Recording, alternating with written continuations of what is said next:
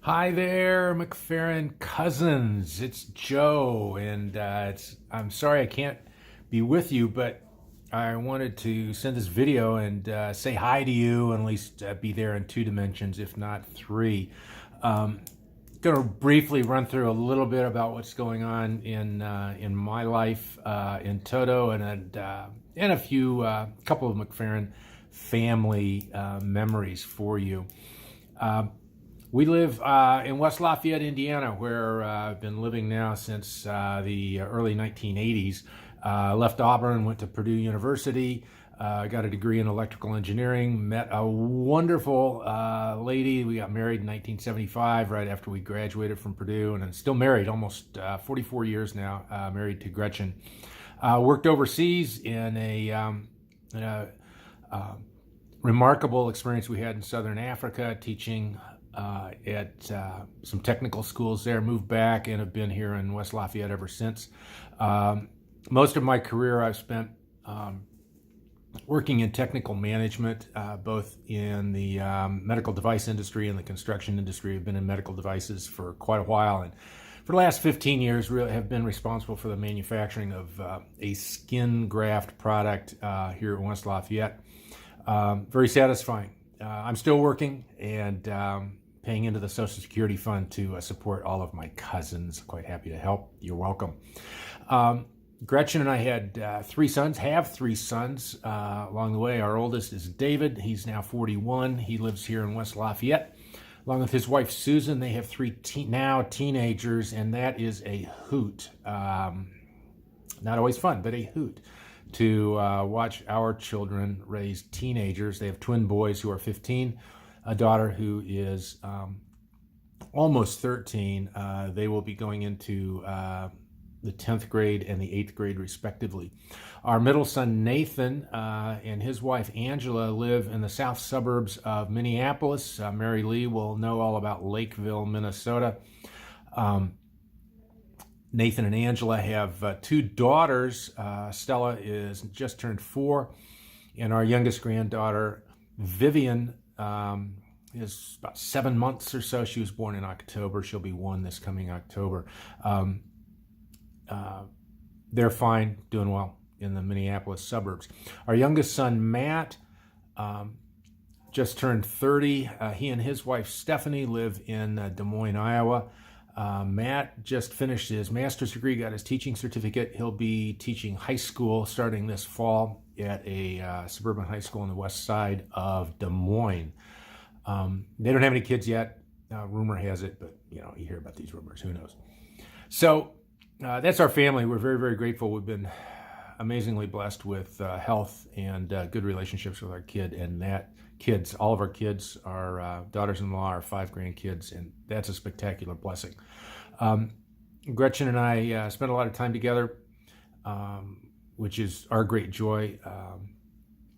Very active in our church. Our faith means a lot to us, so we spend a lot of time trying to flesh that out through our congregation. I enjoy fishing, which is fun. I also enjoy distance running, and enjoy running marathons, which is really kind of crazy, but I do enjoy that quite a bit. So anyway, that's kind of what we're doing, or as we see in Indiana, that's where we are at in our linguistically challenged state here. Mcpherren memories are wonderful, really different than many of you. Anne, Mary Lee, and I, we're the youngins in the group. I mean, if we all got together for a Thanksgiving dinner, you'd have the 3 of us sitting at the card table over in the corner. We wouldn't get to sit with the grown-ups. And so our memories, our timing is really different than many of you. But nevertheless, it's some really fond memories. I wrote one up that probably my most striking memory was really time with a moment with Jack Glenn in the late 60s.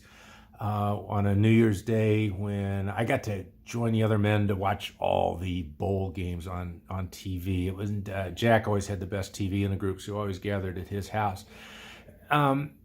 No one else will remember that, but that's one of those things that I just remember. It was almost a moment of passage for me, and I wrote that up, and it remains probably one of the most amazing memories for me of the extended family and what that meant to me. What's really wild is now that I have grandchildren about the same age when that probably happened for me, and I do think about that. I wonder what kind of memories I'm making for them that they may recall at some point in time. From time to time, I also get questions about my middle name. My middle name is Field, after Grandpa Mcpherren. Joseph F. Ely is what it typically goes down to on anything, and when you start signing mortgages and things like that. And occasionally people will ask me, what's the F stand for? And I'll say it stands for Field. And the people who know me say, oh, of course it does, because you're from Nebraska, and that's like standing out in the. And it's always good for a chuckle, but I said, no, that's not where the Field came from. It came from my grandfather, and something for which I'm very grateful. And so that's really kind of a special memory. And again, unlike the rest of you, I have no memory because Grandpa died when I was just a baby. The rest of you have those fond memories. I only have stories that I've heard of him, and I'm sorry that didn't happen. But one thing I do remember, one of these small things, was that growing up on 15th Street in Auburn, we had notepads. Mom had these small notepads. They were probably 2 inches across by 3 inches, and they were on a perforated pad. And at the top, they said, "From the desk of F.L. Mcpherren." And I grew up seeing these things, and Mom used them for grocery lists and other notepads and things like that. And Ann and I certainly drew on them.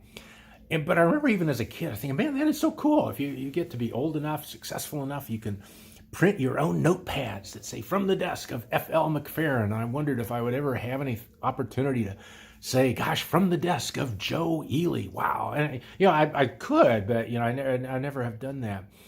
But in thinking about my first name and thinking about Grandpa, it's just funny that some things like that come back and really are fond memories. And so, just a couple of thoughts from me. Man, you're gonna have a great time together. I hope it's really a rich time for all of you to be together. This is what I look like. Okay, so there you go. You can say you saw Joe. My sisters will fill me in on all the stories. So anyway, I hope you have a wonderful time in Auburn and in Howe and Stella and Nebraska City and Ashland and all those places we know well on the out there on the prairie. So I give you all my best.